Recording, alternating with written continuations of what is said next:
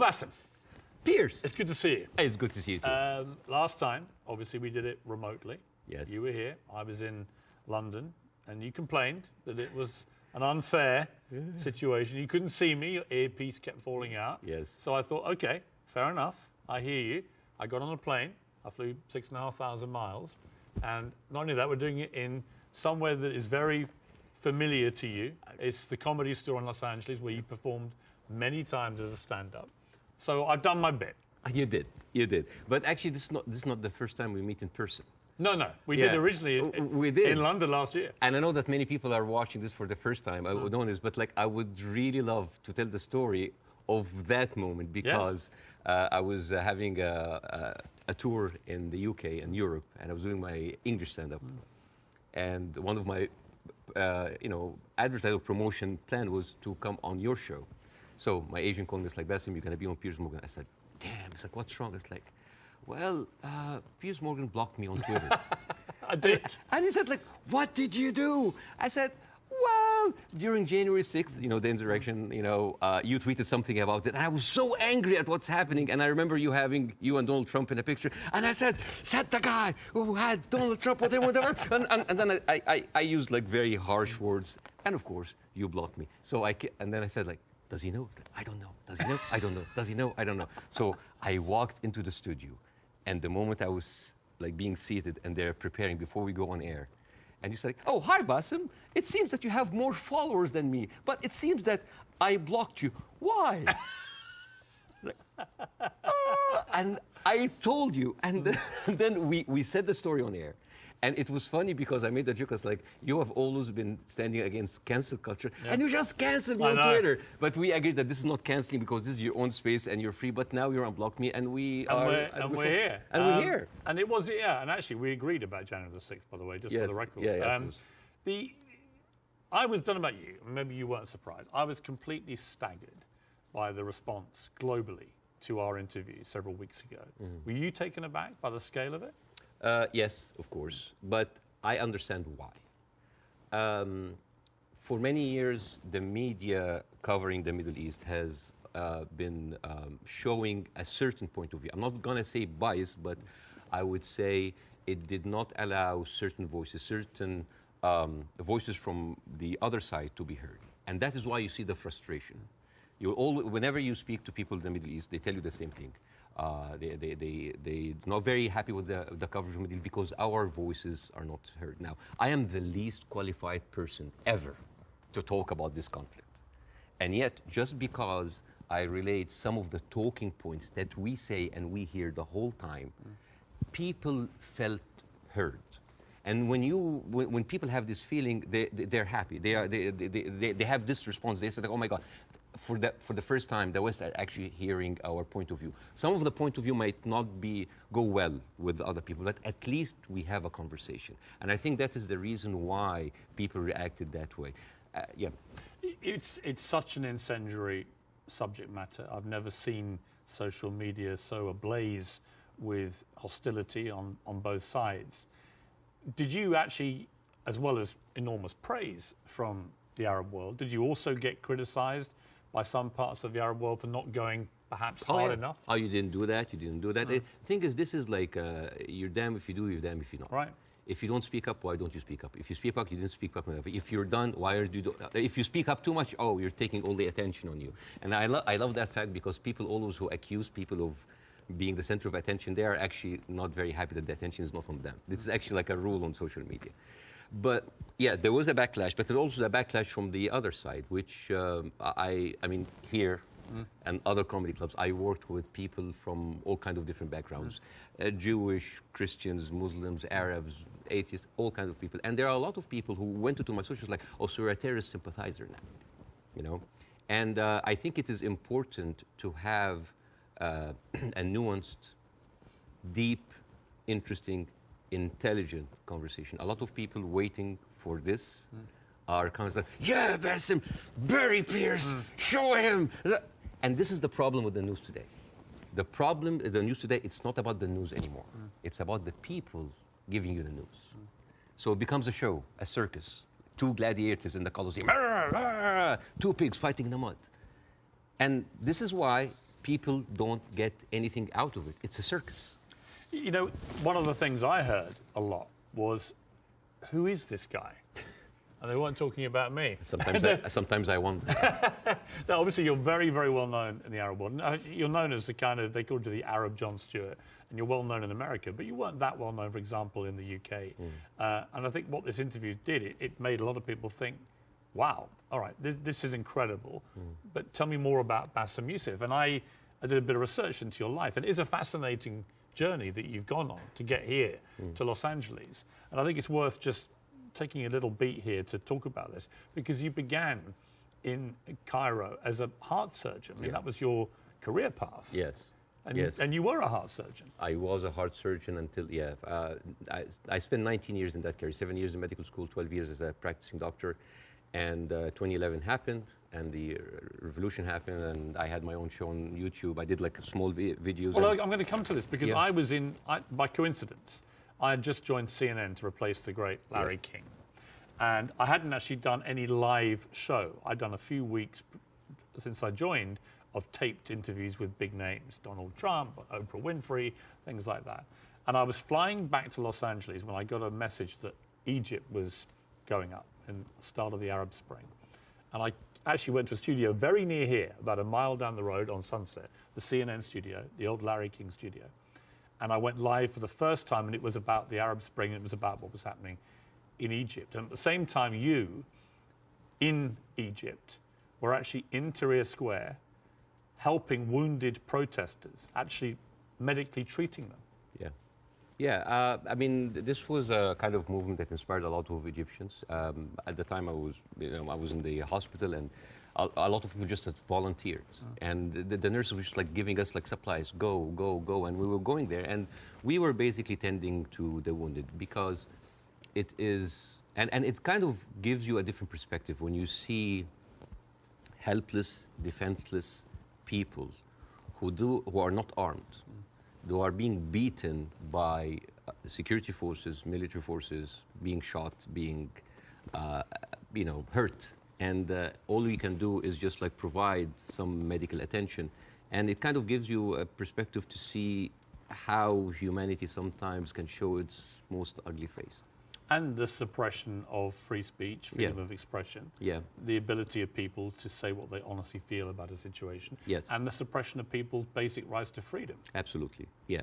And that kind of like taught me a lot, and inspired me to do the show. But, Well, you start, I mean, it's a crazy story, this, and I want to tell it, because you just decide to do 5-minute stuff on YouTube. Yeah. And you are expecting a few people to watch it.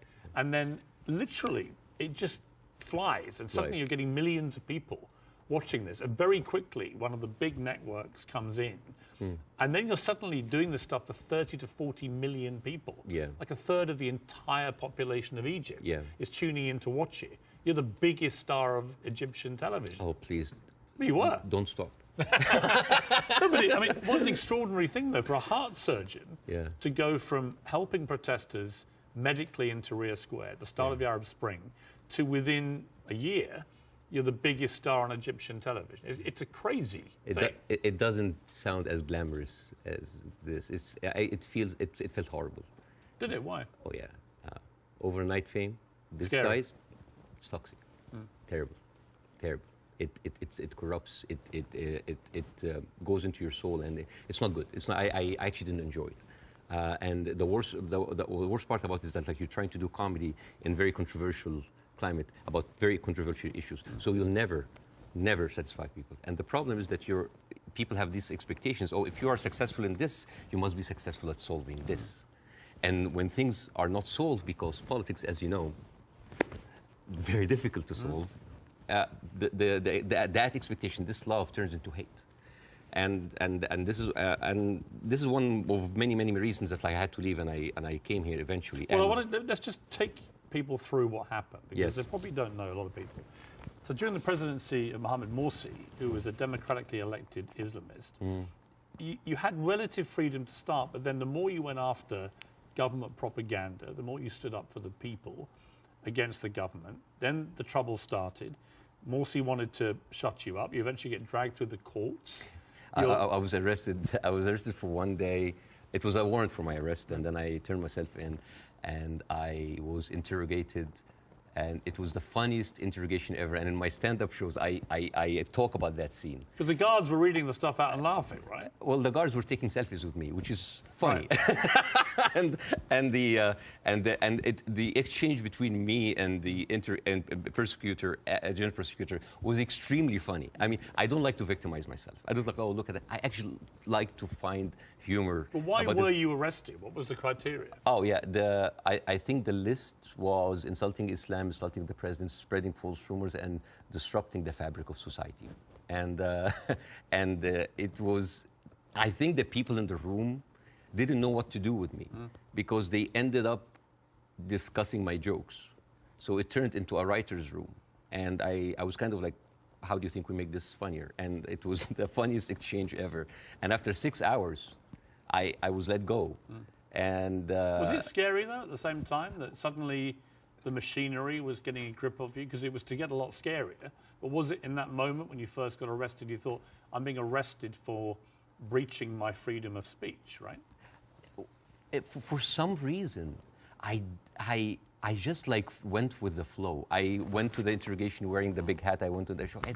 It was just, I just wanted this to be a farce because I just like, you're really coming after the comedian. And I just tried to enjoy myself, but deep inside I was dying. Well, you actually, it gets serious enough where you may have died because actually Morsi gets, of course, deposed. In comes General El-Sisi in a coup, a military coup, and he doesn't find satire a laughing matter, particularly when the jokes are about him. You get blocked. They literally block your show from airing.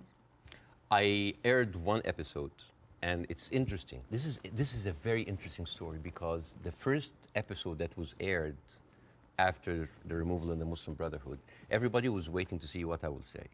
Because by that time, all of the Islamic channels that were, I mean, like me and Islamic channel, like it's like they had 5 channels and they were like me and them going like that. They had like 5 channels and have only 1 hour a week. And then they were removed. And then a lot of the other dissident voices were also being shut down. Now, people are waiting. What will Bاسم say? And on the day that the show aired, the next day I went out and everybody's like, good, at least somebody is speaking. It was a very controversial episode. Nobody liked it. And yet everybody liked it because people said like, you're supporting the coup. No, you're the Muslim Brotherhood. Everybody accused me of something. All I did in that episode was just being a mirror of what is happening in the street and showing them how ridiculous it is. You didn't take a fixed position.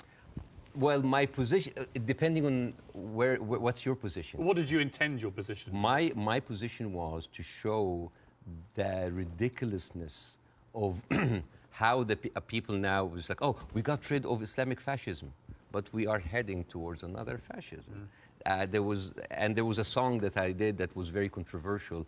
People, and it's very funny. The pro-Muslim Brotherhood thought that this is a disrespect to the people who died, and on the other side, the people said that this is a disrespect to the army. And when you manage to offend everybody, you know you're right. Yes. And then the people in the middle, it's like, oh, you weren't tough enough. And I was told, that's like, why didn't you go after?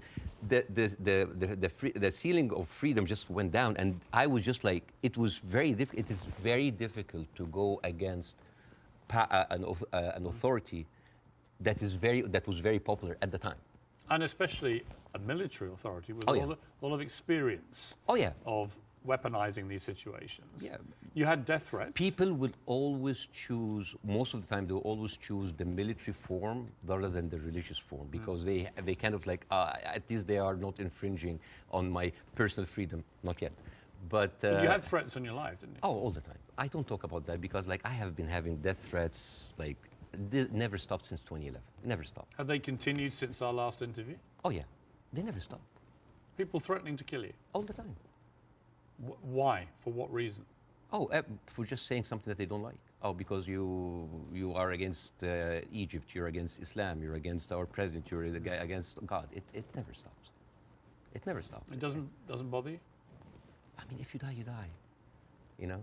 If you die, you die. I mean, since when, whatever, like, no bodyguards deflected a bullet. You know, maybe the guy who was with Ronald Reagan. But Yeah.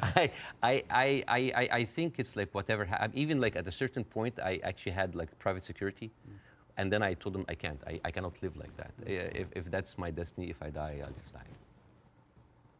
You end up with your lawyer saying you've got to get out of it. You've got to get out of Egypt. It's getting too dangerous. Yeah.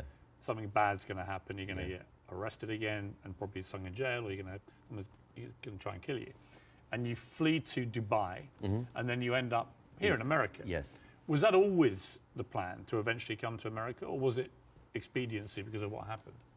Well, it's funny that you said that because I visited the United States after the first year of my show.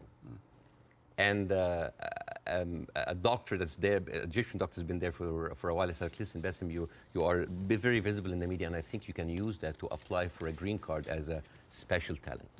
And I did. And it's like, I have like a huge show in Egypt. It's actually the criteria, because I have the same. Yeah. Is an alien of exceptional ability. Yes. Is what they call you. Yes, we're very, charmingly. Yes, we're very We're exceptionally able aliens. We are, but we're still aliens. Yeah, yeah. I know. It always makes me laugh. Like, you can come here, but you are an alien. You're an alien, but you're exceptional. Yeah. And I just applied for it, and I got it. I got the Time 100 that helped boost from my application. I said, maybe I'm not going to use it. And then when that happens, ooh, the green card came handy. So a lot of people think that I'm here on asylum. I'm not. It was just a strike of luck. You now do stand-up. You've done it for 5 years. And fascinatingly, you do some of it for an Arab audience. You have a whole show in Arabic and an English-speaking version. Yes. And they're probably very different, right? Totally because different. Different sensibilities, different humor, different crowds, different expectation. Yes. Well, when the Arab audience come to my show, they expect that's going to be another version of my show that I did in Egypt. And I said, no, it's my personal story. And that when the Arabs come to my English shows, like they think it's like an English version of the shows. Like, no, it's a different story. Even then, this weekend, right before I met you, because of our interview, I sold out Arizona. Really? Yes. And I stood, and the first thing I said, like, who here came because of the Piers Morgan show? I was like, I was like, boy, you're gonna be disappointed because this is not about that. But isn't that amazing? I mean, that shows the power of that interview. Yeah. Resonating even in Arizona here. Yeah, because I don't want to succeed just because of a trending moment of time. It is the same show that I've been working and perfecting, and like any stand-up comedian in the United States, your dream is what? Is to sell you special to platforms like Netflix or HBO, and you want to get there. Because for me, that was like a rebirth. Because I thought like everything was lost. I came here, I had nothing. The first 3-4 years, it was terrible. The first 2 years I was doing stand-up. Oh, I bombed hard.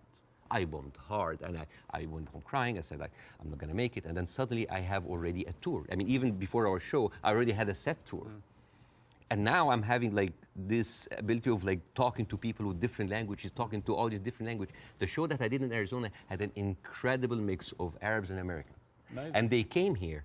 And they completely, and there a lot of them came. They were Palestinians, and they came with like the Palestinian flags and the keffiyeh. And they thought, it's like, guys, it's like the way laughter, being good at your job, is in its way a way of resistance, because when you laugh, when you show people that, hey, they have Arab people here, and they are, by the Arabs and Palestinians population in Arizona, one of the most established population in the United States. Arabs in the United States in general, they are like professionals, doctors, engineers, professors, even the Uber drivers. They are probably were like an engineer or someone very established there, but he had to have like a step down in order to come here and survive. So, I mean, we hardly come find like illegal aliens here or people like came in that were not qualified. So, and this is the problem of, this is why the reason people were very happy of our interview, because because part of the hate on both sides is that we see the news from a different perspective, and people here see the news from another perspective, and everybody's like, why are those people reacting like this? Because they don't see what the other person sees. And I hope in that interview that we can bridge that gap. Yes. Before we, can I Yes. show? Okay, so this is a gift from me and my wife. This is olive oil from the West Bank. Ah. Whenever I go to Jordan a lot, but my wife also ask for the oil from the West Bank. It's very good. It is the best oil ever. And the thing is, the olive trees, they survive up to 600 years. And they are passed from one generation to the other. And it is like a family heritage. And the way that you do it, so this is za'atar. Za'atar is basically thyme, and you add to it sesame and a bunch of herbs. And the way that you eat that, you take like a piece of bread. We don't have to do it now, maybe at the end of the interview. Yeah, we'll do it, yeah. And you soak it a little bit in the oil, and then you take the za'atar. And I'll demonstrate here. Chuk, chuk, chuk. And then here. I love it. Well, I love Arabic food. So at the end of the interview, you're leaving with this oil. So I will take that. It shows that. Well, thank you. And it's very kind of your wife. Thank you. Thank you very much for me. Well, I'm the one who bought it, but it's okay. Obviously, you started the last interview with, I mean, I would argue savagely dark humour involving your wife. How you've been trying to kill her, and she was using your kids as human shields and stuff. And I'll be honest with you. And I'm still trying to. But you know what? When I failed, you know what I did? I went out to the house and I just like randomly slapped other neighbors. So, you know, it's interesting. By mistake. Now, this time I'm ready for you, okay? This time I'm ready for the humour. Oh, you're ready, okay. No, but it's interesting because last time I was very taken aback. And I remember thinking, as you were doing this right off the top, I remember feeling very uncomfortable, unusually uncomfortable, and thinking I didn't know how to react to that. I didn't know whether I was supposed to laugh or be silent, and I sort of ended up sort of slightly grimacing, half laugh and listening. And then I realized it was very powerful what you were doing. It was satirical, but it was savagely satirical and extremely effective. And that's why I think the interview did so well. But I'm not going to pretend that I found it easy to listen to it or to react to it, because I didn't. You know why? Because all I did was just take the talking points that's been in the media, not just for after October 7th, all through the conflict. It's always like, we need to kill it. All right. You need to kill 5? No, kill 10. You need to kill some? No, kill all. This is what satire does. It take reality, flip it on its head, exaggerate it, and then you can see how sometimes very uncomfortable and even sometimes stupid that sounds. Because I was just reacting to whatever the media is telling me. It's like, oh, yeah, okay, let's do it. There's no pushback. So suddenly, the person who's proposing the most extreme measures is like, oh, we'll take it. Oh, no, that's too much. So that was like a very simple technique.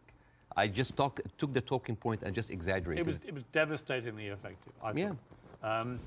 First, before we go any further, how is your wife's family? Because she is half Palestinian. Yeah. Are they okay? They're good. They're good. They are safe for now. Yeah. As like that last week, there was no internet, as you have. Yes. You know, I saw you tweet at the IDF. It's like, how can they know? You know how many views that tweet's had? Nearly 40 million. Yeah. Me just saying, how are they going to see this message if you've cut the internet off? Yeah. I'm wondering if the IDF's like, why aren't the Palestinians liking my tweet? Because they don't see it. Right. No, but I thought that was a perfectly correct assessment of it. Yeah. But the reaction to that tweet I did was enormous, as everything is in this thing. And I had a lot of people say, finally, Piers, you get it, right? Finally, you get it. And I wanted to say, listen, I'm trying to reach a place where I get this, but it's an incredibly complicated issue for someone who is not Arabic or Jewish to poke their head into. And I've had to cover it as a journalist for a long, long time. I think I said to you before that I was editor of a Daily Mirror in England when we opposed the Iraq War, for example.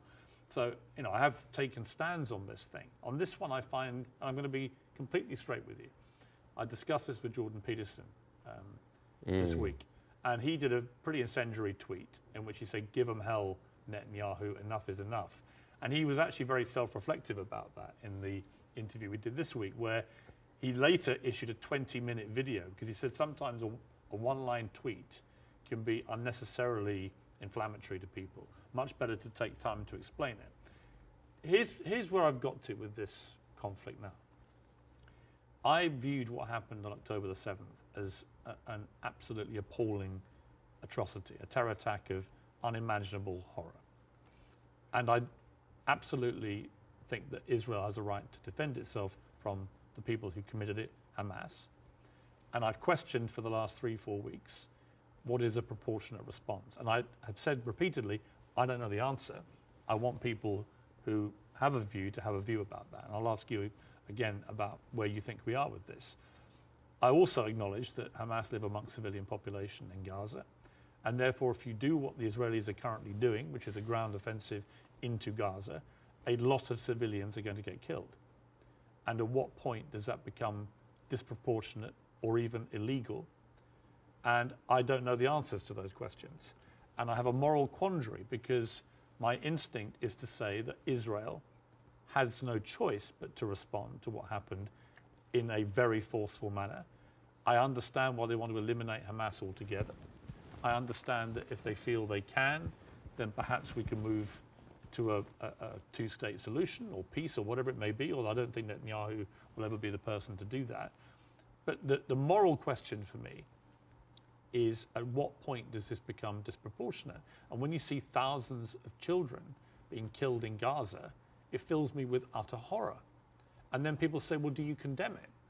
And I find it very easy to condemn Israel turning off the water, Israel turning off the power.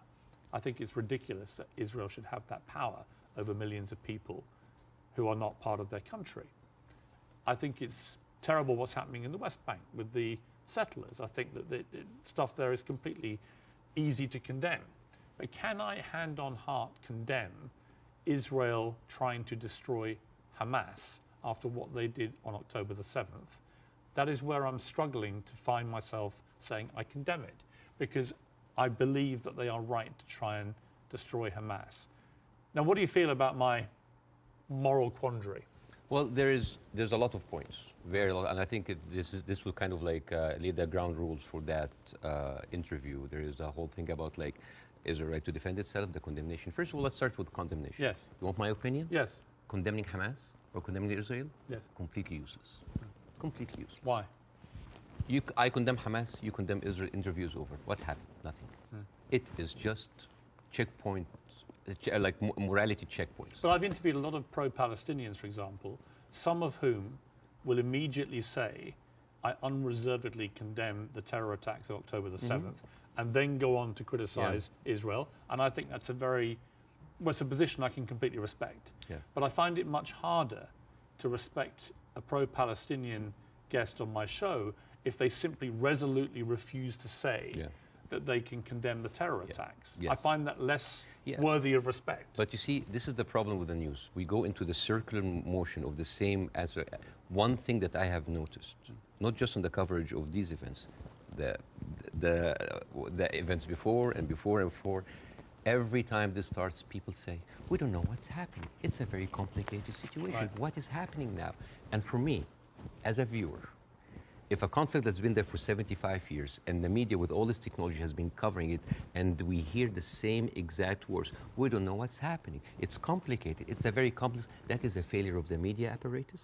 That is the failure to themselves and for the audience, because why every time this happens, it seems like it is happening from point zero. And I think to help understand that, I will get to the October 7th. I will get to the condemnation. I will get to the self-defense.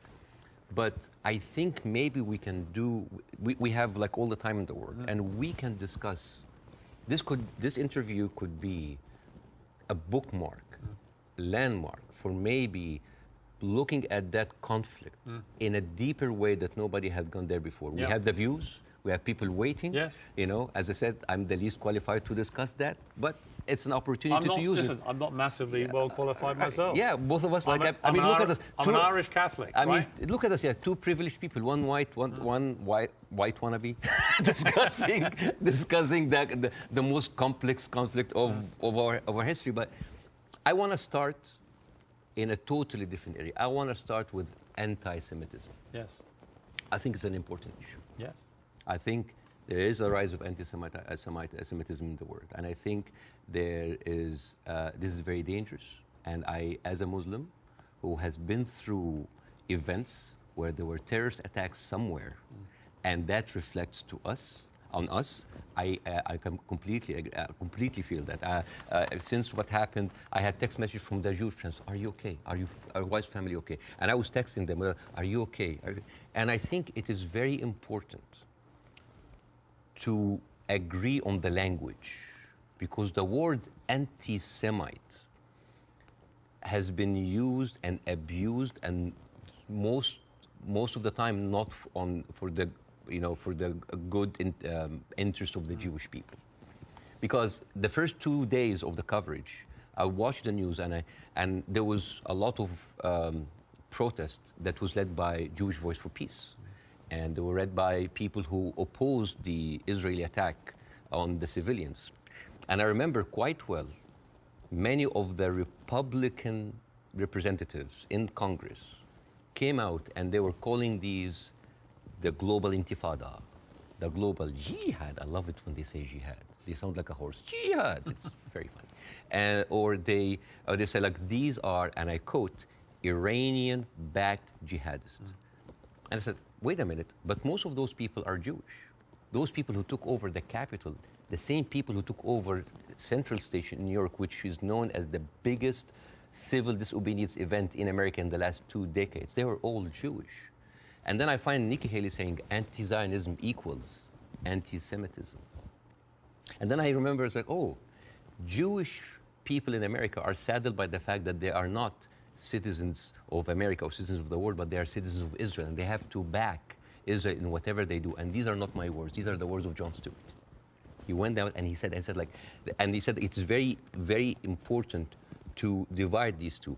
And what is very, very interesting. Would you compare that on that specific point to the way that people try and say all Palestinians are responsible and accountable for what Hamas do? Yes, yeah. In other words, I think you can be very critical of Israeli government and their policies and Benjamin Netanyahu and the politicians, but that doesn't mean that you have to take that criticism to innocent Israelis who may have exactly the same criticism themselves. And this is why it is very important to have these kind of discussions, because the funniest, not the funniest, the saddest thing that I saw is the people that were in so much support of Israel are anti-Semite themselves.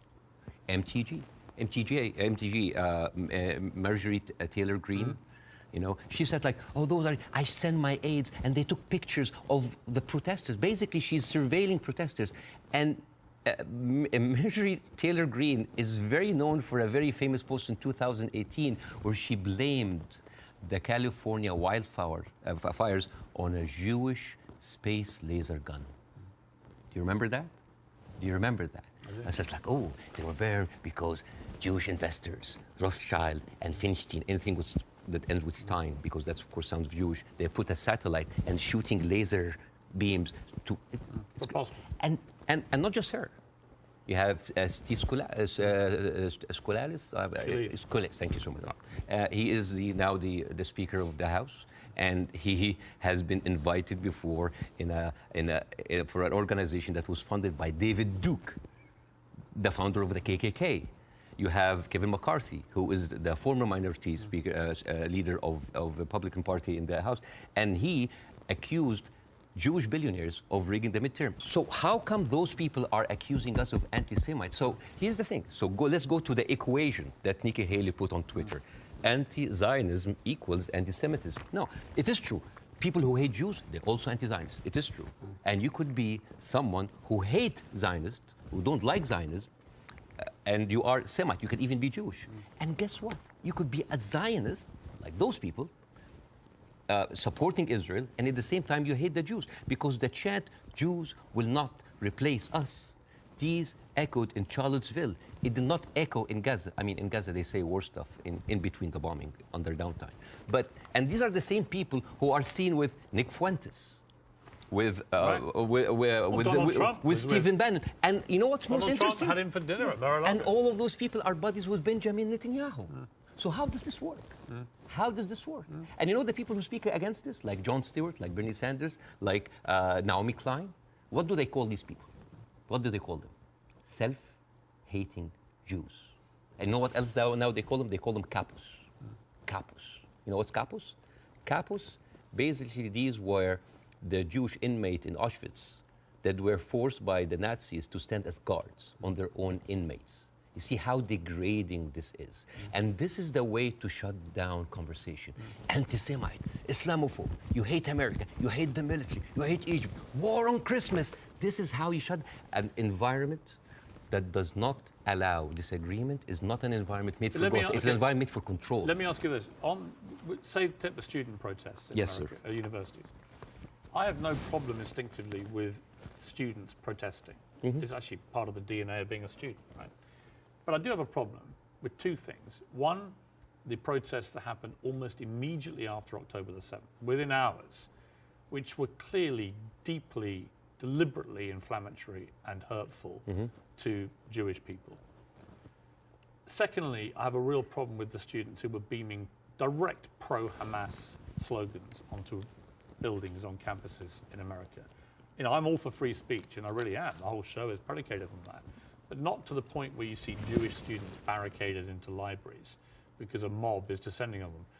There is a distinction to me between people who are obviously overtly, I mean, there was a professor at Cornell University who was literally seen in public shouting how exhilarated he felt by the attacks of October the 7th. He still hasn't been fired, that guy. I think that crosses a line. Do you? Yeah, I do not like this way. I mean, I can understand why, but I don't condone it. I would never, because you have to understand these people, again, I'm not supporting them. I just want to make sure about two things. The reason that I started with anti-Semitism, because I wanted to make sure to clear any confusion that when I speak about Israel, I'm speaking about Israel. Yes. When I speak about Jewish people, I'm speaking about Jewish people. Yes. When I speak with my Zionists, I'm speaking about Zionists. It was very, because No, I think it was very powerful that you did that. Yeah, I have and to be careful. That's the first thing you did, because I think it's really important. Yeah, but at the same time, when I tell you why does that happen, it doesn't mean that I condone it. There's a difference between explanation and justification. Those people who are exhilarated, the way that they see, this is the same reason why people were so happy about the interview. What do they see? They see Israel as a criminal state who is killing their people, and in the same time, they are supported by the international community and America. They have no guns, they have no superpower backing them. All they have is just feeling of happiness, like, yes, our enemies that we cannot touch them has been hurt. All they can think about, that these are their enemies that have been hurt, right? I'm not condoning this, but again, like when people were celebrating terrorist attacks, you know, against Western targets. Of course, I don't condone that. But why? Because those people has been, from a very young age, what have they seen? They're not being heard by the media. The plight and the suffering of their brothers in Israel, in Palestine, in the Arab world, are not being heard. People in Iraq, you know, like when America and Britain invaded Iraq, right? What did the Arabs saw? It's like two superpowers are coming in on just regular people. So whenever there was like a bomb or like an attack on American troops, people would celebrate. Yeah, they're our enemies. Emotions are very inflammatory, and it is not right. But those people had nothing else.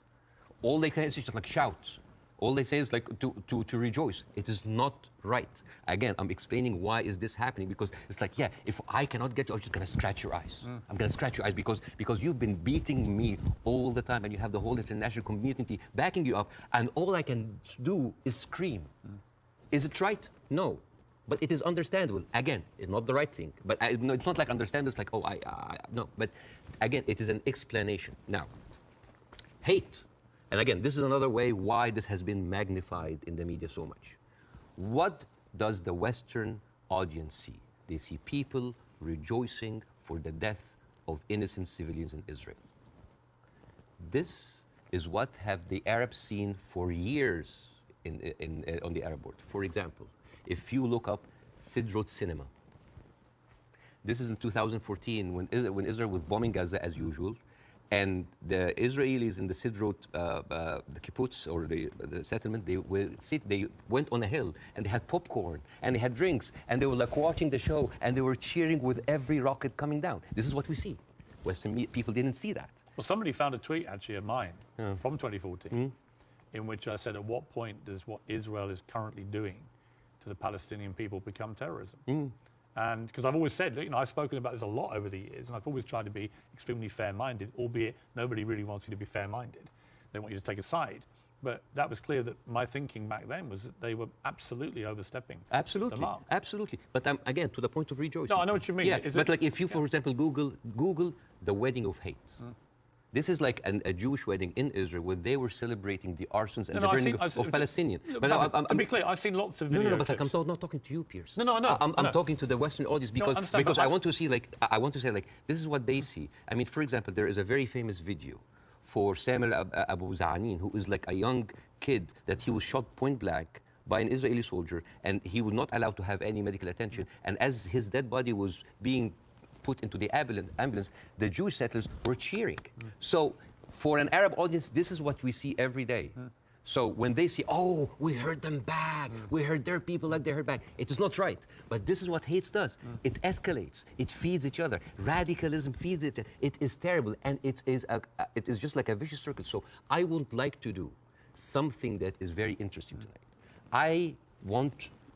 When I invited Jon Stewart to my show, as much of like a reception that if you've seen the YouTube, people just like, No, it's all right, it's all we right. had to cut the 5-minute standing ovation for broadcast. People were on their feet for 5 minutes. They could not believe it. I remember Jon Stewart telling me I could never imagine that a Jewish guy from New Jersey would have that kind of reception in Cairo. And yet, on the internet, people who were like, what? You brought a Jew on your show? Why you are with a Jew? Yes, hate is there. Yes. So, and the thing is like why we do not see each other. People in the Middle East, people in the West, that we do not put ourselves in each other's shoes. And I want to do something very interesting today. I want to give, I like telling stories. And I'm going to tell you a very nice story. Tell and away. this is the story, surprise, surprise, of the suffering and the plight of the Jewish people. And I want to say that because it is very interesting when you see the trauma and the suffering that the people on the other side went through, you might understand why they're coming. So this is, see this? This is a map of all of the history of the expulsion of the Jews in Europe. They've been like, I have never seen a minority being kicked around this much, right? And of course, this comes back to the, the whole idea about the original sin, that you have betrayed Jesus Christ. The blood of Jesus is on your hands. And then comes the 11th century. At that time, Jewish people were not allowed to own land. They were just peasants. Even some of the professions were not even allowed to participate in. But they were allowed to do one thing, usury, money lending, because it was prohibited by the Catholic Church to engage into that. So what happens when you work in money? You get richer, right? And those Jews lived in ghettos. Now, ghettos was not just like isolated neighborhoods in cities. Sometimes ghettos were outside the city. This is like how isolated they were. And in those ghettos, they have to pay gold to the mayor or the governor or the prince or the noble. So they would see, you're getting richer. I need more taxes. So they pay tax. What happens when you have a business and they increase your rent? You increase your service, increase the tax, So what happened? The Christians started to default. And suddenly, the image of the greedy Jew was created. Shylock, merchant of Venice. If it will feed nothing else, it will feed my revenge. Like never did I see a creature I can't remember that. Never did I saw a creature that looked like a man so keen and greedy. Confound of a man.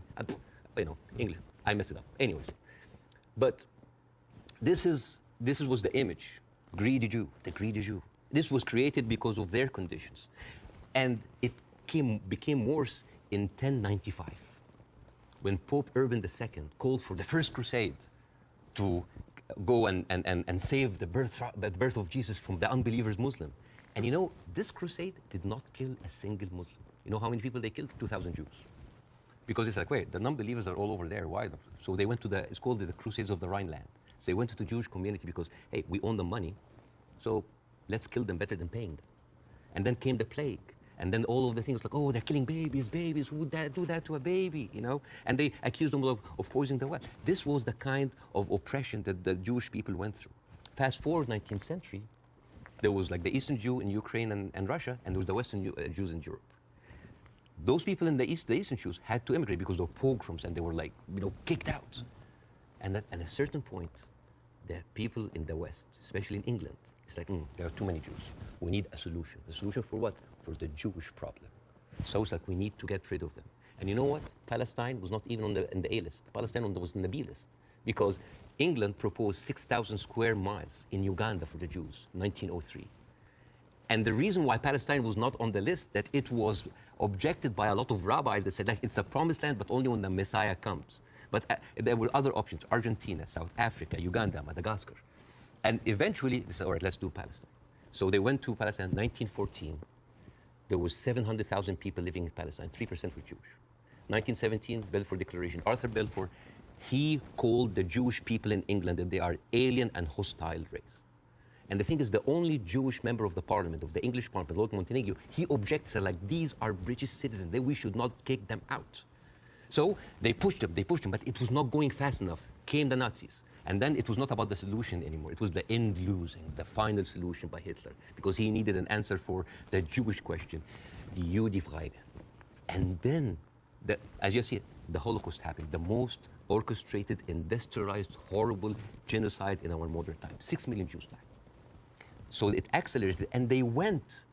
First of all, they left Eastern Europe, and they went to West Europe, and they went to America, and they were turned down, and they were pushed towards Palestine. So by 1948, right before the declaration of the State of Israel, there were 2 million people living there. Only 30% of them was Jews. So the whole idea of like a land without a people to a people without a land, it was a marketing thing. They were already Palestinians. So suddenly, from our perspective, the Jewish problem is not a Jewish problem, is not a Middle Eastern problem, is not an Arab problem, it is a European problem.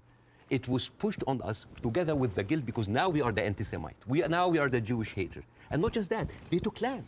So people look at this like, why are we even, we had a lot of refugees coming in. And during that, there was a lot of, as you know, Zionist militia, the Aragon, the Haganah, all of these people were killing Palestinians. The famous massacre of Deir Yassin.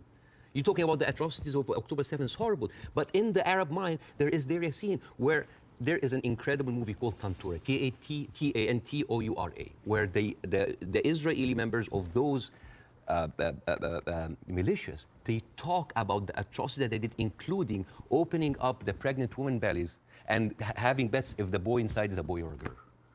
It is one of the most horrific, and they talk about it, some talk about with regret, and some talk about with pleasure.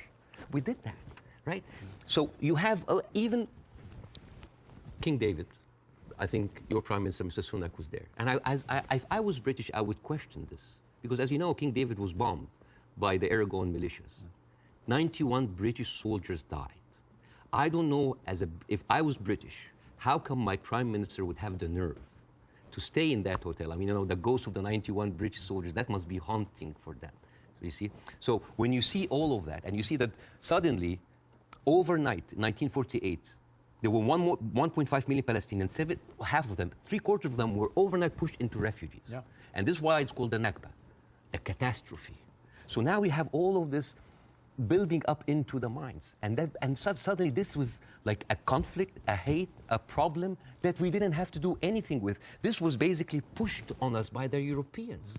You see? So this is why it is important to say that. And I'm not saying that just like, oh, let's wipe out the State of Israel. Let's like push them in the sea. No, but it's important when you talk about a conflict that you talk about the root causes, right? No, there was like a vibrant Palestinian culture happening over there. And right now they are erasing this culture. Suddenly I'm thinking of like Israeli feta cheese, Israeli hummus. Oh, that's not insult. Israeli hummus. Come on. I mean, take the land, but leave the hummus, man. I mean, come on. I mean, that's not fair. You are someone who's always spoken against culture, cancel culture. Right now, a whole culture is cancelled. Let me ask you this. Jonathan Friedland is a top Jewish journalist for the Guardian newspaper. He wrote a very interesting column last week in which he said, at the root of all this, you could argue you have two sets of people with just cause. And they believe passionately in their just cause. And he was sort of advising people not to take sides unless you really understand the history. Would you agree with that? Would you agree that both sides have legitimate just cause? Not with the methodology that's taken place, and you've given an extremely detailed analysis of the build-up to what happened in 48. To me, it's pretty clear 700, 800,000 Palestinians were displaced from their homes, and it should never have happened. And that has been absolutely, I think, the root cause for so much resentment. But can you, at the heart of this debate, agree with Jonathan that you could argue there's just cause on both sides? There is a cause on both sides, but I'm walking on a tightrope here because I'm not a Palestinian. Yeah. But from the Palestinian point of view, there's a lot of people. I mean, there are 2.2 million people living in Gaza. There are 3.5 million people living in the West Bank. There is 350,000 people living in East Jerusalem, and there's like 6 or 7 million people living outside. Those people, the Palestinians that were pushed out, they do not have the right to go back. Right now, if you meet Palestinians, you'll see them wearing a necklace with a key. That key is their house that they were kicked out from in Yafa and Haifa. You know, like my wife's family comes from Ramla, which is 50 miles from Gaza, and according to the law, those people have absolutely no right to go back. Even if you are a Palestinian with an American passport, they give you hell in order to go in. And yet, a Jewish person born anywhere in the world, born in Poland, born in the Ukraine, no question asked, he can jump on a plane, land in Israel, and get the Israeli citizen and take a house that most probably belonged to a Palestinian. So it is not just like, it is an ongoing injustice that has been happening. Now, I mean... Where would you criticize, if you're being fair-minded, where would you criticize from 48 onwards the behavior of the Arab side? Well, put yourself in the Arab side. At 1948, you constituted 70% of the population. Suddenly, the UN is giving you 48% of the land, right? Not just that. I mean, the Arab regimes, because they did terribly. And see, this is the thing. Like, Arab nationalism at the height of that, these people feed on each other. You know, because it's very, very important to have a problem. Oh, it's Israel. And then and for Israel, oh, it's the Palestinian. It's a very good distraction. I mean, sometimes I feel that like the Palestinian cause is very useful for both sides to stay there as attention because it's always a way to reflect.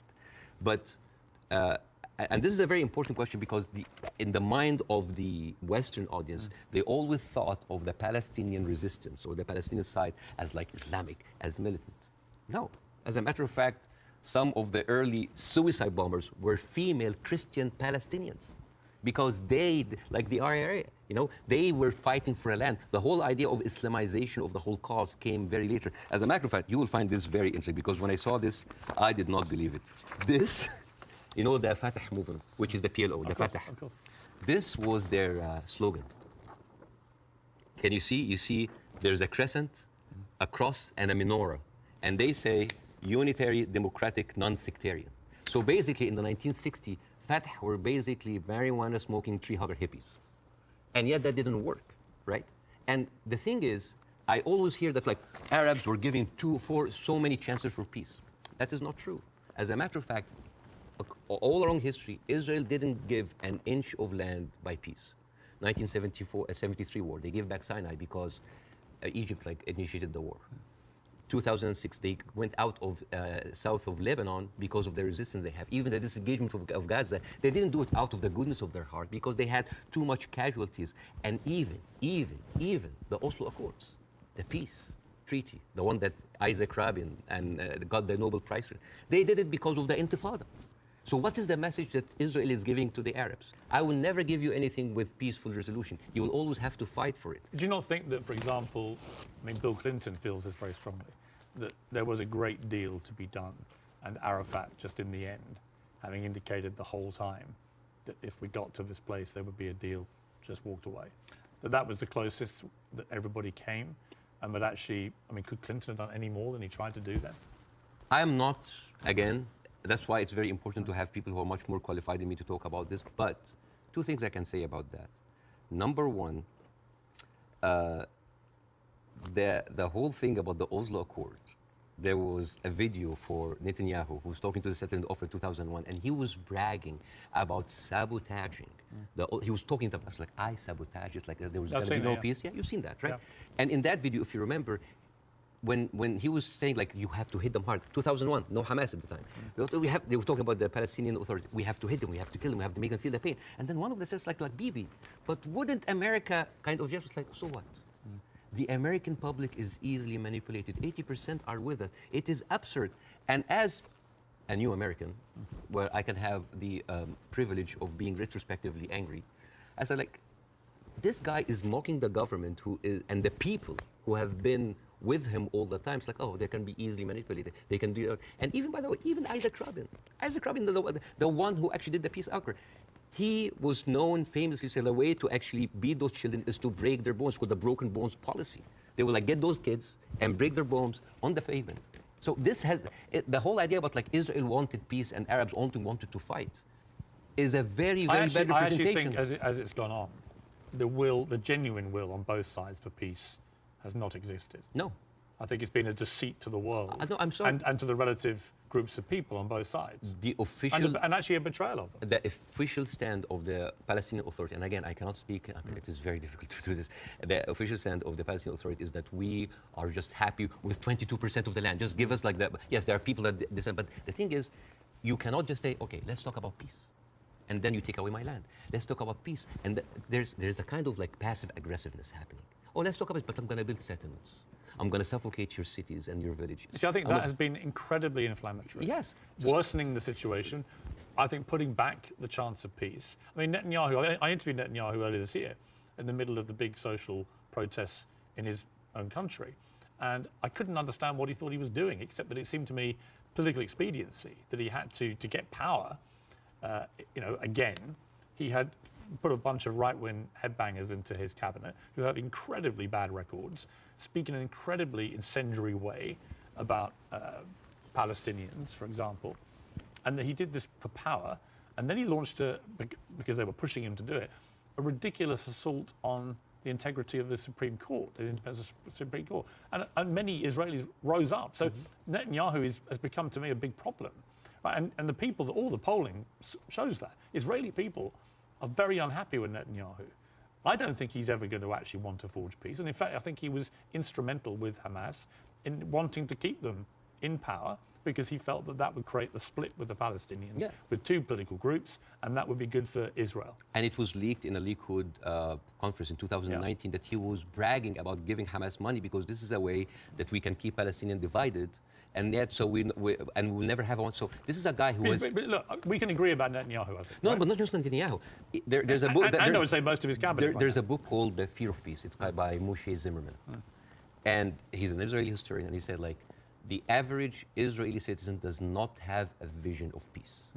Because for 70 years, this is a country that has been...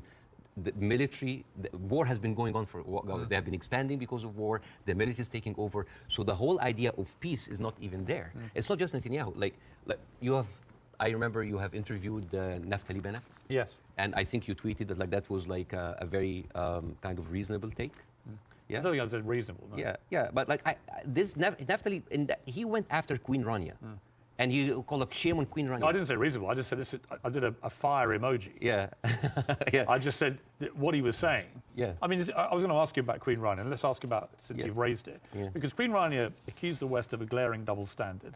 She said it's the first time in modern history there's such human suffering, and the world is not even calling for a ceasefire. So the silence is deafening, and to many in our region, it makes the Western world complicit. Now, other people said, well, okay, if you feel that strongly, why aren't you taking in any Palestinians? Why is Egypt not taking Palestinians? Why does the Arab world want to constantly attack Israel without actually offering any place to go for the Palestinians? So what do you say to that? That is exactly what Israel wants. And that is exactly what actually starts Third War III. This is the war solution. These are Palestinians. These are their lands. And then suddenly take them. Why? So they've been basically kicked around from their homes. And now another country should take them? You see what will happen? Imagine this. Now, and because Israeli official has been talking openly about this. It's like, why don't they just go in Sinai? Why they go? You know what would happen? Those people are going to be pushed in Sinai. And with any population, 2 million people that are living in refugee camp, what do you think will happen? Unrest, chaos. And then after a few years, the Western media will come with their cameras like, oh, look at those Arabs. Oh, they're killing each other. Oh, Israel is good that they got rid of them. And then they will go to the West Bank. And suddenly those 3.5 million people pushing to Jordan. The whole idea, why does Jordan take them? Why does Egypt take them? The same question. Europe has 44 countries. Why don't they take Israel? America has 50 states. Why don't they give them Florida? I mean, we seem to complain about Florida the whole time. Why don't they just like give Israel? The whole idea was like, oh, you're Arabs, you're all the same. No. Because what will happen then? So Israel will move into Jordan? That's like, oh, Saudi, why don't you take the Jordanian? So this is not a solution. This is not a solution. Bاسm, I hear you. I'm not taking a position either way. Let me ask you directly. But I want to say something about what Queen Rania said. Okay. The whole idea about like the West. Yeah. I think that in 3 weeks, Israel morally corrupted the West like no other. I think the West will have a lot of time to recover because for years, The West has been telling us, oh, look, we're liberal. We're all about human rights. All are equal. Adopt our values. And then suddenly, well, you don't want to even to cease. We don't want to even tell Israel to stop. And suddenly we woke up and we found McDonald's are giving free meals to the Israeli because like nothing will make you feel better after killing a bunch of Palestinian kids than a Happy Meal. So, let me ask you this. They have a toy. So this brings me to Hamas, okay?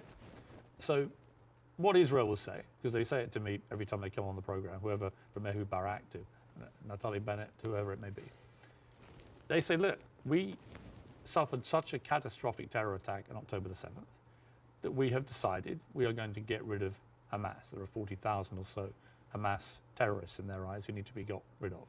And I do believe they're terrorists. Only terrorists can commit the kind of act of terrorism we saw. So can we, on that point, can we agree on that? Do you believe Hamas is a terror group? It is classified by America as I'm not a big fan of Hamas, and they are a militant group. That does like stuff that... Are they terrorists, do you think? Yeah.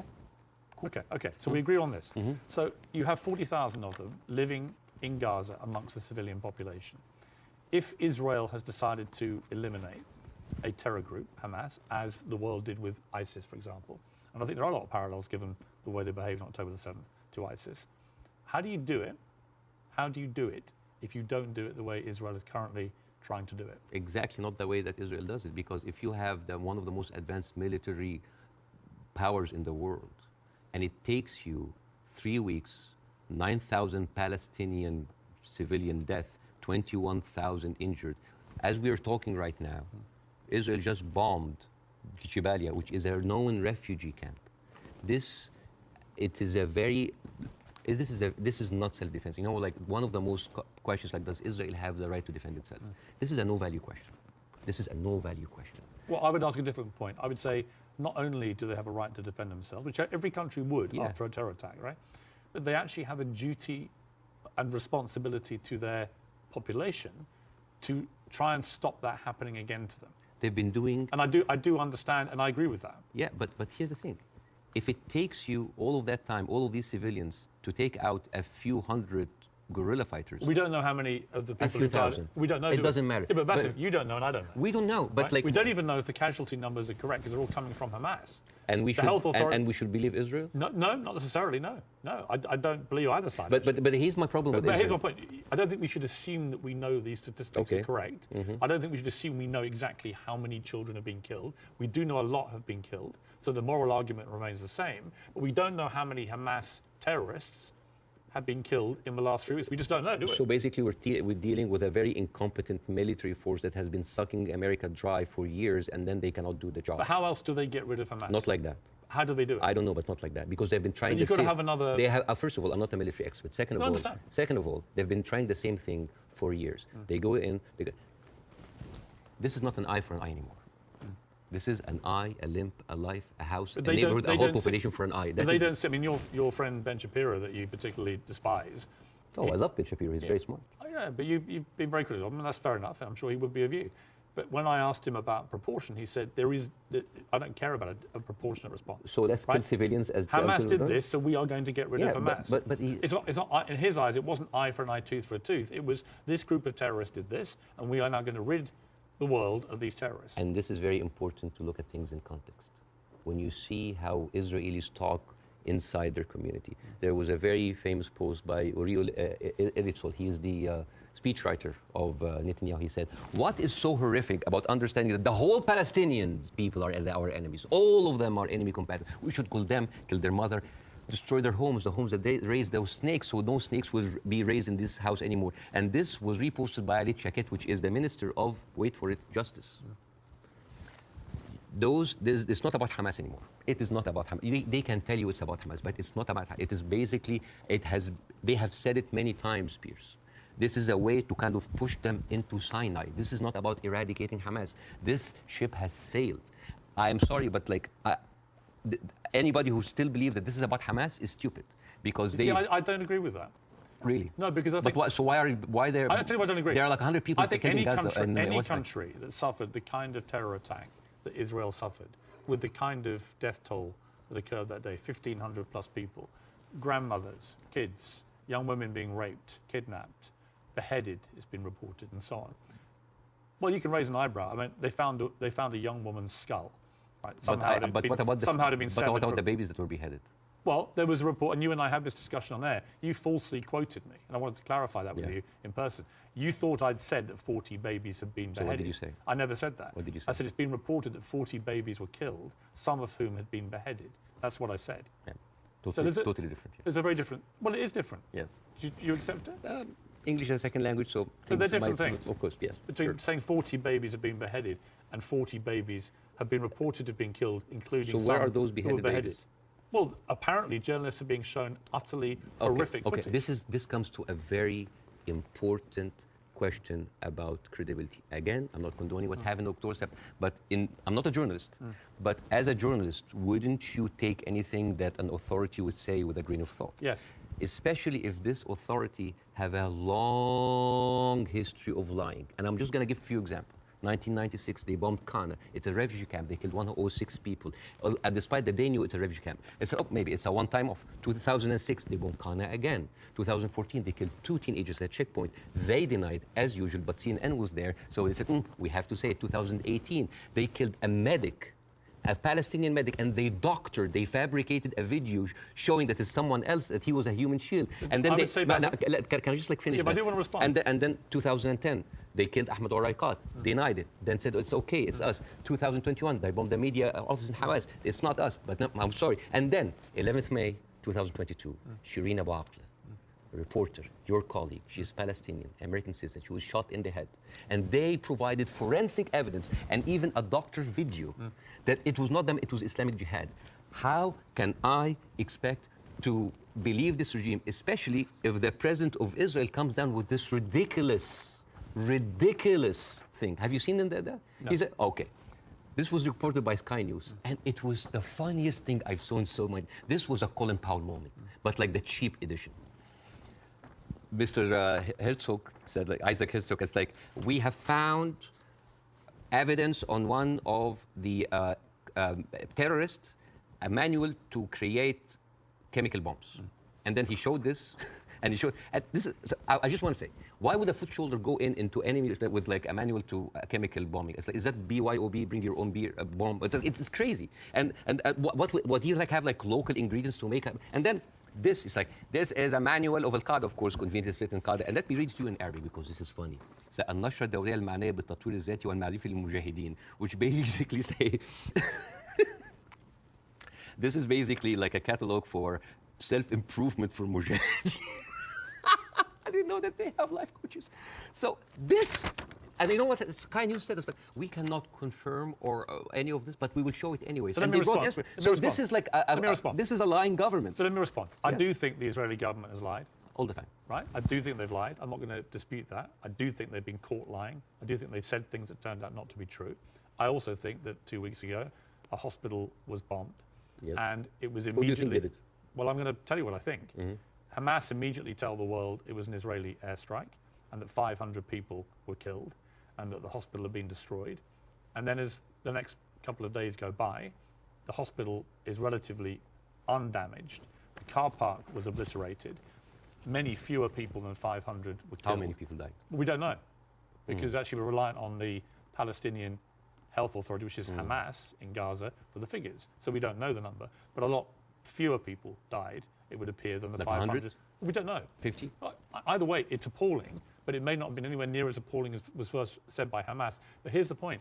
Most independent studies of what happened have concluded that it was almost certainly a militant stroke terror group inside Gaza, and they fired a rocket which landed in the hospital car park. In other words, it wasn't an Israeli airstrike.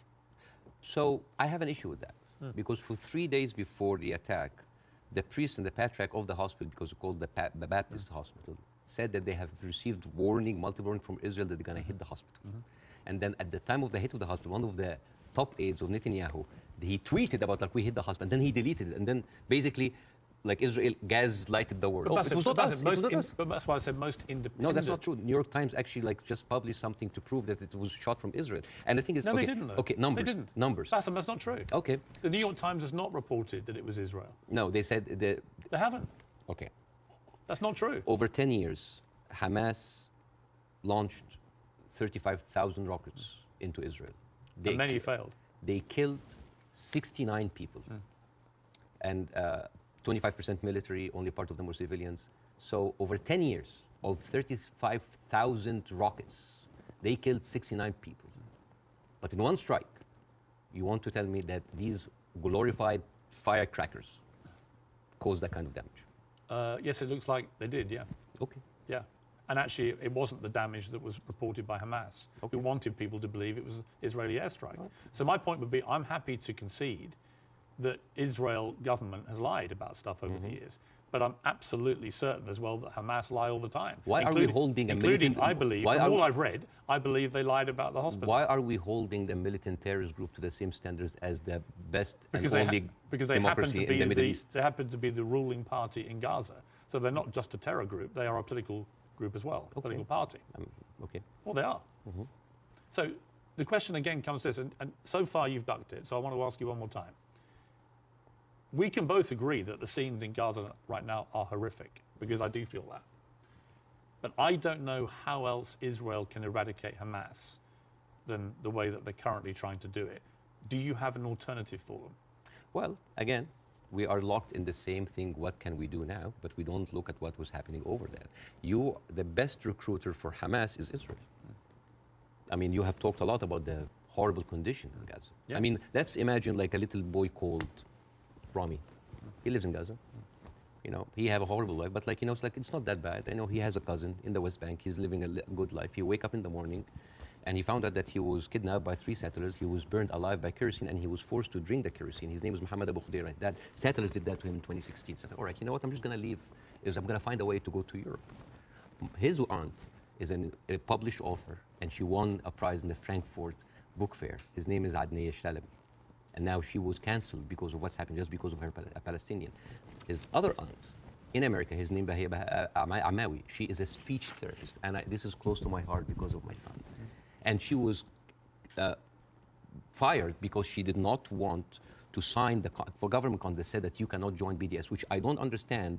Why do people choosing to protest peacefully by not buying goods from a certain country? Why would the United States make that its own issue? So. And this guy, this Rami is being approached by like, oh, join Hamas, join us, let's go kill Israel. No, I don't want to kill.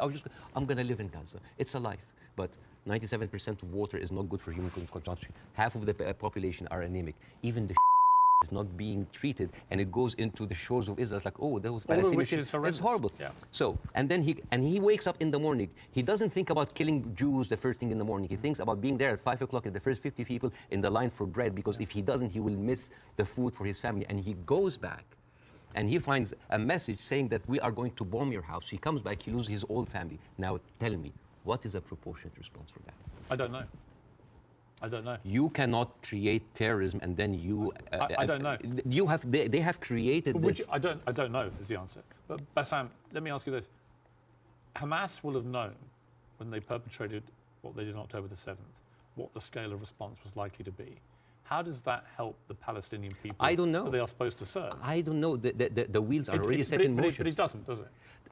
I do not, you know, I feel sometimes that Hamas is with us in the room, that we are bringing Hamas. Who has the power in this equation? Who has the 4th largest and strongest military power?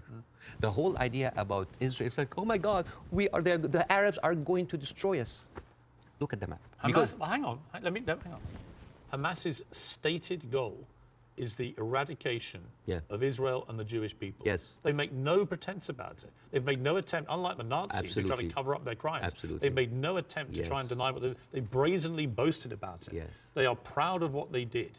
Right? And they will have known, again, the scale of what they did on October the 7th would have prompted this kind of response, which would have led to thousands of innocent Palestinians getting killed. And my question for you... I wish the 7th of October never happened. Right, but every time something happens. You say Hamas is everywhere. Well, yeah, actually all roads, roads on this particular part of the crisis, and I accept it's been going on for 75 years, this conflict, but all roads in this crisis lead to Hamas and what they did. And not necessarily. Because all roads goes to the condition that created Hamas. If the Jewish people were expelled from Europe and went to Argentina or South Africa and Uganda and went in and took the land, you would have Hamas in all of these places. You and I can agree that the conditions Palestinian people have had to endure in Gaza for a very long time completely unacceptable. I think it's completely unacceptable that Israel has wielded such control over the people of Gaza, working out who can come in and who can go out, turning on and off water and power on a whim, turning off the internet on and off at a whim, all that kind of stuff I can completely agree with. But given that I think we agree Hamas are a terror group. Okay, let's say... Let me finish my question. Given that we agree that Hamas is a terror organization who have a publicly stated position of annihilating not just Israel, but Jewish people, and as we saw on October the 7th, they mean it. If you are Israel, what do you do to get rid of those people who have shown the world that's exactly what they will actually do if they get the chance? You know what I would do? I would give the Palestinians what they deserve. Terrorism is a virus. Yes. It's a virus. I agree. If a patient with a flu came to you and you're a doctor, how can you treat that patient? How do you treat? As a doctor, how do you do? Well, you're the doctor. You give them nutrition, fluids, and rest. So the immunity of the body gets rid of the virus on its own. If I received that patient with a flu and I took a sledgehammer, it's like, why are you not getting better? Do you think that patient will get better? No. You are weakening him. You are making him worse. Israel did not just weaken the body of Palestinians, making them unable to get rid of hate and radicalism. They have openly bolstered about helping and giving money to the same terrorist organization. So, I agree. I think Netanyahu is complicit in keeping Hamas in power because it suited him politically. Yes. And I think you can't get away from that. Yes. There's no question of that. But there's also no question that the Israeli government, led currently by him, has to stop Hamas from perpetrating another terror attack. And again, it comes down to this question. What do they do to get rid of Hamas if it's not what they're doing? I don't know. But as an Israeli citizen listening to this, how come that my prime minister bragging about giving money to the terrorist group that he is using right now to eradicate a whole group of people and yet using them as an excuse? Isn't that weird? This is like Tony Blair being found giving money to Al-Qaeda or ISIS and then going to fight them. How does this work? How does this work? I agree. How does this work? But I agree with you. So yeah, it's a terrorist attack. And Israel is funding them? I mean, this is in the words of Benjamin. This is the thing about Benjamin now. He brags about that stuff. So this is a circular question. Yeah, but I agree Hamas is to blame. Who created Hamas? Who is helping them? And who is allowing for an environment for that kind of hate and destruction of Jewish people to aspire? And I think there's something very important to the Western audience here. They think that Israel is a small, tiny country between the hostile Arab countries. The biggest military power in the Arab world is Egypt. They have a peace treaty. Their neighbors, Jordan, they have a peace treaty. Saudi Arabia, Emirates, either have full relationship or on the way of normalization. Yeah. The only people that, even Syria is not they didn't launch a single bullet. The only two crutches that Israel has is Hezbollah and Hamas. Yeah. A few militant, thousands of militant. Is that really formed an existential threat, especially if I know that over 13 years, only 69 Israelis were killed? I would say. Would that really wipe out Israel? Is Israel that weak? I think if you have two groups of people who are ideologically wedded to your destruction as a state and as a populace, and you're constantly firing rockets, as Hamas have done for over a decade now, then that cannot be acceptable. You have to stop that, right? These are terrorists who've now shown on October the 7th their true colours. They don't just talk about wanting to kill all Jewish people. They are going to do it if they get the chance. So I don't believe Hamas can possibly stay in any position of authority in Gaza. I think that would be ruinous for not just the people of Gaza, but also for Israelis. So if you're going to get rid of them, which many people think on both sides is inevitable and should happen as a consequence of what they did, the big question is, how do you do that? And I don't know any other way other than the way Israel is currently doing. Hence my personal moral quandary about this. So if a terrorist takes over the Empire State, instead of taking him out, we bomb the whole Empire State? Well, that's the question, isn't it? Proportion. That is not even a question. Well, that was not even a question because that would be ridiculous. You talk about the normalization of the region. I mean, the theory that I most buy into, supported by recent, I think, Wall Street Journal reporting, that hundreds of Hamas terrorists had gone to Iran for training before this attack. Okay. It had obviously been very carefully organized, and so that is, I think, highly likely. But if you're Iran, and you're looking at all this normalization, and you're looking at Saudi Arabia being next, this is your worst nightmare. So a perfect time to commit an atrocity like this through your proxy of Hamas. Again, I'm not a political expert to know what is the background, but let me tell you. It's a likely theory. Is Hamas justified? Is all of the horrible conditions that Palestinians are living in, is that a justification for Hamas doing what they did in October 7th? Good. Do you think so? Of course not. Right. So we're agreed. No, of course. So let me ask you the question a different way. There is no justification what Israel is doing now. No Hamas, no terrorist attack justifies this. Well, because you have been there. No, you have been there. You have stood against the Iraq war. Yes. And that is too much. Yeah, but here's the you difference. are killing a whole population. No, here's the difference. I didn't stand against them for that reason. I stood against the Iraq war because I did not believe we had seen evidence that Saddam Hussein had weapons of mass destruction. So we were fighting a war against a country and a despotic leader which had nothing to do with 9/11, as they were trying to claim. It was actually a lie perpetrated on the world, and the consequences were disastrous. 1 million people died. I mean, over 150 British troops died. My brother served in Iraq and could have been one of them. You know, the whole thing was a fiasco, a deadly fiasco. It led to the rise of ISIS and all the hell that came with that. So, you know, yes, absolutely, I fought that campaign against that war, and I wish I'd been successful. But the singular difference here is no one is disputing, least of all the Hamas themselves, that they perpetrated this attack. And I believe Israel has a fundamental right and a duty to defend its people from them doing it again. So if we can agree on that as a principle of a country that's had that kind of attack and how you deal with it, the question then becomes, how do you eradicate the people who did it? And I just think, given the intense nature of the way the population exists in Gaza, very, very large numbers of people in confined places, and that is in itself unacceptable, and I will agree with you about all of that, and that has to be fixed longer term. But actually, if Hamas are everywhere there amongst these people, I just don't see any alternative to what they're doing, and I'm very happy to consider one. But I don't think you have one either. So if the Iraqis were actually, there was evidence that they were behind 9/11, would that still be okay to kill a million Iraqis? We have a parallel, which is Afghanistan. And in fact, I would say, but that raises a different question. So was the Afghanistan war just? I believe it was, in a way that Iraq wasn't. I believe that Afghanistan was harboring terrorists, Al-Qaeda. We know that they were training there. We know the Taliban were there. And we went in, we launched this war. It goes on and on and on. Huge bloodshed on both sides. And in the end, after a ridiculous overnight pullout by America and President Biden, the Taliban are back in charge and waging the same kind of medieval rule they waged before all this. So you've got two things. Was it justified to strike back at Afghanistan for harboring al-Qaeda? I would say yes. Did the means in the end justify the war? You could argue no, actually, because actually you ended up with the Taliban back in charge. So they're two different things. And it may well be here, by the way, as I've said, that if Israel pursues this ground invasion, it backfires horribly. It leads to a much wider conflict involving many other people, possibly including Iran directly.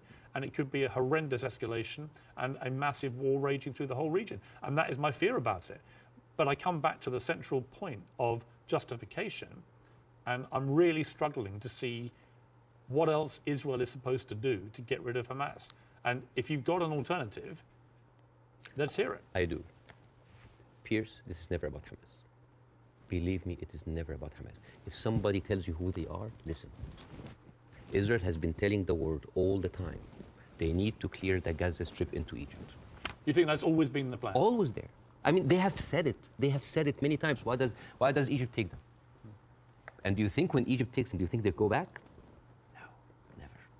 And then when they're done with Gaza, they will go back to the West Bank. They will kind of like build the settlements around them, and then until they push them into Jordan, because that is the plan. They have talked, not just Benjamin Netanyahu, everybody said like there's no state, two states. It is one state, and it's for the Jewish I don't people. think he believes in a two-state solution. Nobody believes in a two-state solution. It is one state. But nor do Hamas, obviously, and they're the ruling authority in Gaza. They don't. You see what you're comparing? It's a militant group. It's a small militant group. But they are Israel as a nation. They are the elected political leadership. They were elected in 2006, and 50% of the people in Gaza right now are under the age of 16. They were not even born. I understand. Yeah, like so. And the so, all right. So Bاسm, let's agree about that.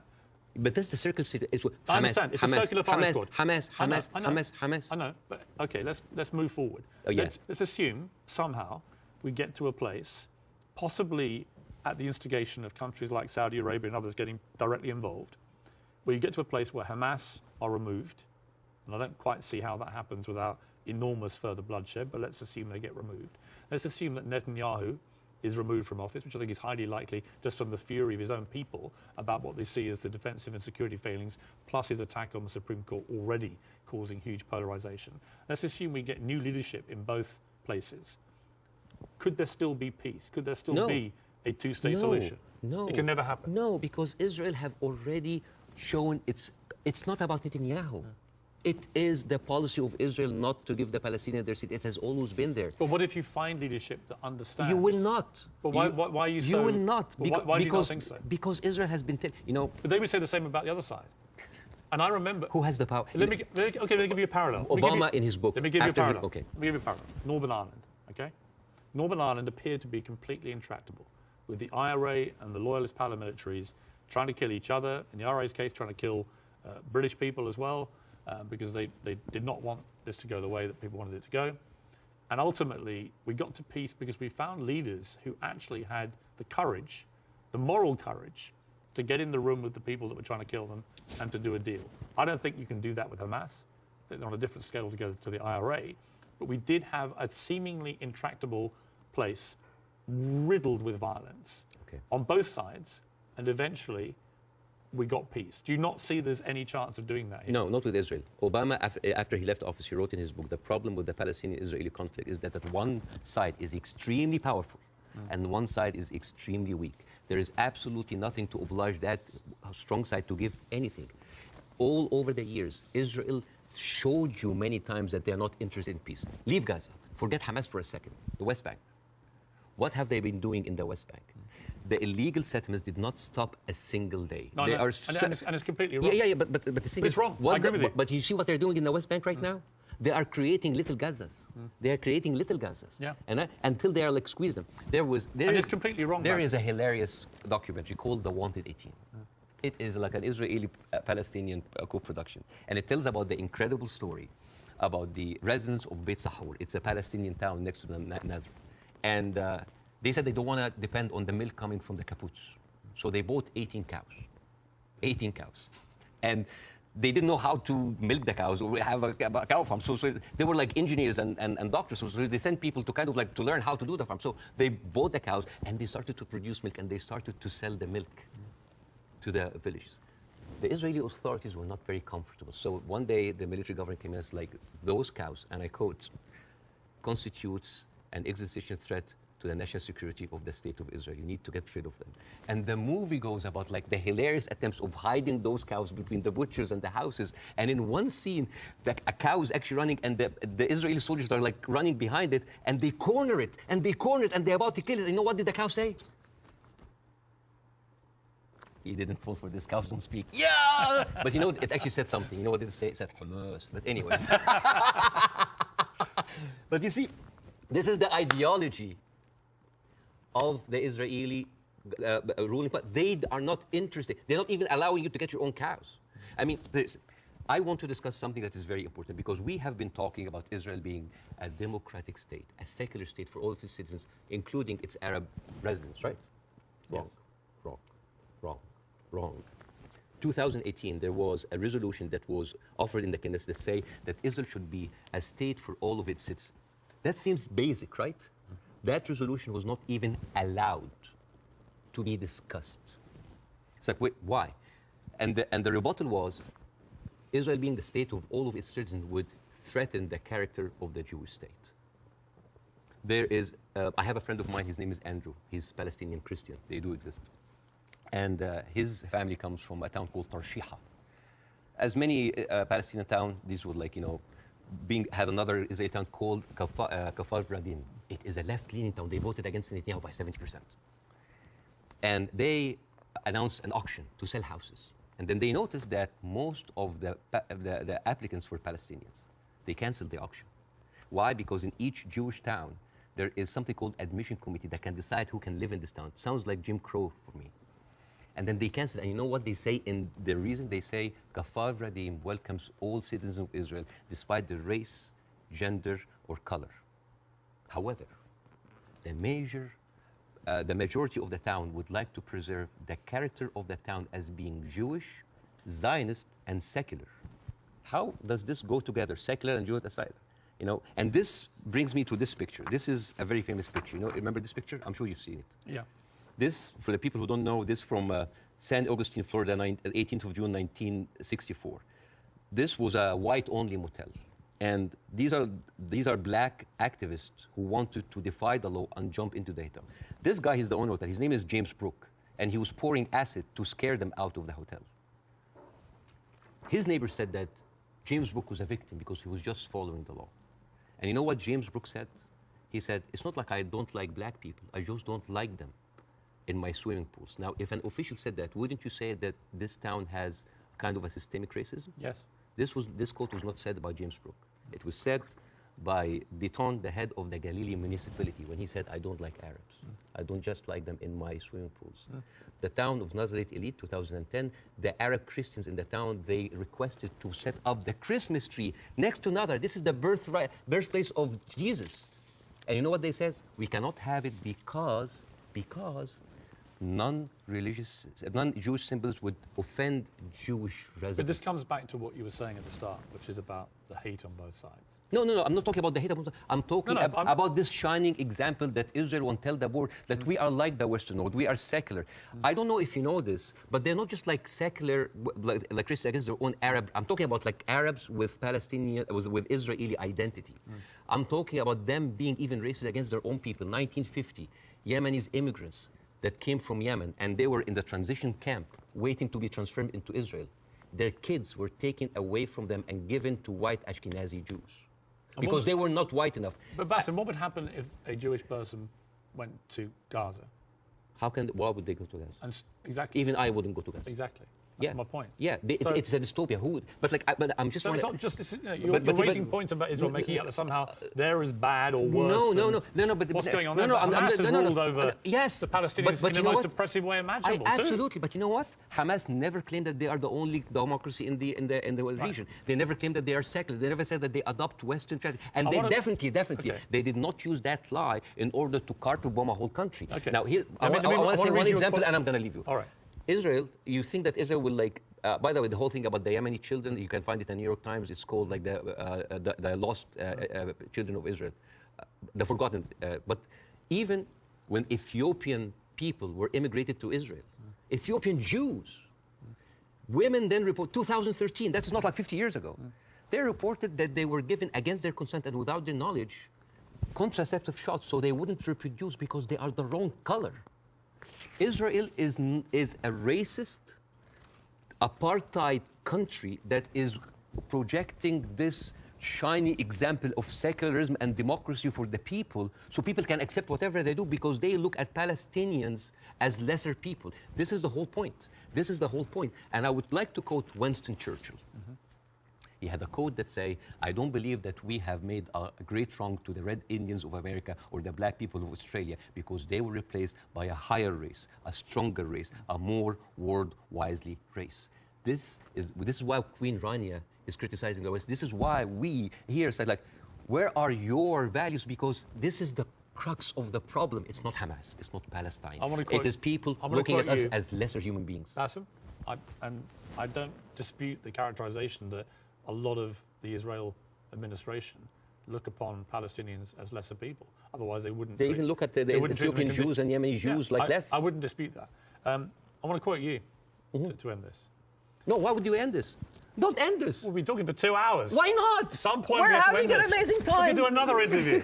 Well, this one goes big. I think this is a neat way to end it. He said, I actually believe there is a middle ground between everybody and they can meet. I direct my criticism for the extreme of each one of them. That was you, Bاسم Yusuf. I agree with that. But I don't share your view there can never be peace in this region. I think there can't be with the current leadership structures in both countries or both places.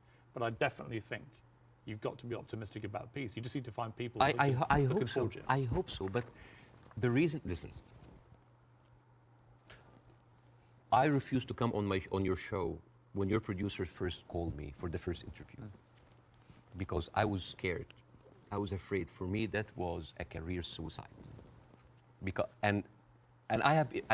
this is even important because you are someone who's always talked about like against cancel culture, about like speaking your mind out.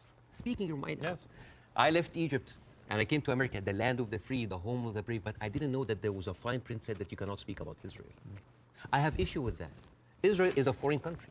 They're allies, good. But you can speak about Israel. How many people lost their jobs? Even Bella Hadid. Bella Hadid, Bella, by the way, Bella She hasn't lost her job. No, but she talked about death threats. She's talking about like being silenced. Sure. About it, Bella Hadid is with us. She's Palestinian. And you know who else? Gigi Hadid, sisters. I love the Hadid. They are with us. Yeah. Anyway, so I know them both. They're very nice people. yeah, but the thing is, if you are that high and you cannot speak about it, and it's not about it's Well, like you can. You just have to. yeah. You can. I mean, I've spoken out about these issues, and you get shot at, not literally, but metaphorically, all day long on social media. That shouldn't stop people from doing it. I'm just like wondering, as an American, You do? as an American, yeah. But like, I'm doing now because like the first interview went well. Right. I'm doing that because I want people to see that you can really speak up and not just get canceled, but get rewarded. My career is going fine. Yeah. It's great because I want people to have the courage. There should be no limits.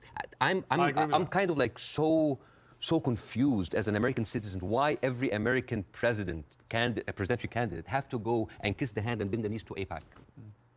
This is a lobby that works for a foreign country interest. Why don't we have like a lobby for Saudi Arabia? At least they're giving us more money. You know the great thing? You can say that here. Yes. You couldn't say it in Egypt. That's why you're living here. Yes. But again, a lot of people feel the burn, the heat whenever they come but down. if I was an American, I'd be going, all right, Bassem, all right, we'll take the criticism because you can do that in this country. And I'm happy. When you criticize the government in your own country, yeah, they drove you out. Yes, and that's why I came to America, to play the white man's game, to actually to pass this acquired white privilege to my children. But the problem it's not just a country of white people. But here's the problem. And the white man's game, the game in America is not a white man's game. It's a game that actually has a democracy and believes in freedom of speech. But there are dog whistles everywhere. You're not going to be put in jail for this interview. Or I can lose my career and I can lose jobs, and you know that. You could know that. In Egypt, you could. No, here you can. In Egypt, they arrested you. Here you can. And they threatened you, and you would have probably ended up in prison or dead. Here, a lot of people lost their jobs because they spoke up. It depends what they say. Of course, but again, if you're Kanye West and you spew anti-Semitic garbage, I'm not. You're going to lose. I will never adopt that kind of point of view. But the thing is, there is dog whistles everywhere. As I told you at the beginning, you cannot just say it's like anti-Semites. Like, I mean, now, how come that the Palestinian flag is outlawed? By the way, it's outlawed in Israel. If you raise the Palestinian, you go to jail. And now they're saying like the Palestinian flag is a pro-Hamas. No, it's not a pro-Hamas. You know, I was doing a comedy show in Arizona, and a guy was like wearing like a kufaya, like a scarf, and I took it, and I'm not like in hyperbole and like wearing symbols, but I just thought it because like, why are we going to outlaw colors and flags? That is absurd. That is not right. I agree. I don't think you should, but you should certainly outlaw Hamas. They're already outlawed. I mean, I'm not supporting them. They're a terror group. Okay. But the people with the power, the people who supposedly have the... And you should, by the way, I will say this, you should be able to criticize the Israeli government without being accused of being anti-Semitic. But I have in this interview repeatedly, and I'm not anti-Semitic. I just have a problem with all of what the Israeli government's been doing. And I have a problem with how any criticism to Israel by some circles here are considered anti-Semite. This is not fair. But a lot of the people doing it are actually anti-Semitic. Yes, but also a lot of Zionists are against Israel, that they hate the Jews. You know, we've discussed that. I want to end on a happy. But before that, I want to just like say 2 words about the media, which is, please. Sure. Mr. Zomlot, the Palestinian ambassador that you have, this guy lost 6 members of his family in an Israeli strike. And when he went on like some British news thing, he sat down and the lady told him, it's like, we are very sorry for personal fun. I'm sure you don't condemn the killing of Israeli civilians. What? In the same moment, there's another girl like called Yara Eid. She was like on Sky News. And the girl was like crying, like, I lost 30 members of my family, 17 of them are children, I lost my best friend. And then, what did you think would happen? Forget about empathy. I think a lot of people, what about manners? Well, I think you have to start, I've said this repeatedly, you have to start from a place of humanity. You have to look at what happened on October the 7th and feel utterly outraged and disgusted for the loss of human life. Yeah. And you also have to feel that for what's happening in Gaza to innocent people. But if you can't feel for both sets of people, both sets of innocent people being killed, if you can't feel a sense of despair and horror over their deaths, you don't have any humanity. Believe me, Pierce, it's not really about that. There's a deep sentiment in the Middle East, in Arabs, that the West do not look at us as equals. Well, you know what? So what I did, I went to the machines. Yeah. And I asked ChatGPT simple questions. do Israelis deserve to be free? And you know what they tell me? Yes, Israelis deserve the right like any other people. And then I ask the same question, do Palestinians deserve to be free? And you know what they tell me? It is complex. It is a sensitive issue. Well, it's not complex. It's not sensitive. The Palestinian people should be free. Yeah, but even the machines have... Let me finish. And they should have exactly the same rights to freedom and freedom of expression and a way to lead their lives and to water and to power and to internet that Israelis have and we have here in America and we have back in my home country of the UK. And I want that for the Palestinian people. We've got to end it there. Okay. Mainly because I've worked up a hell of a hunger in 2 hours of interview and you have brought your wife's cooking. So tell me again how I do this. Okay, so basically... Take a piece of this, put it in the olive oil. Yes. Which is from the West Bank. Yeah, from the West Bank. And then a little bit of this. Yes. Like that? Yes, yes. This is like amazing oil coming from the olive tree. This has come from the West Bank. Since 1967, Israel have actually uprooted 800,000 olive trees, just to.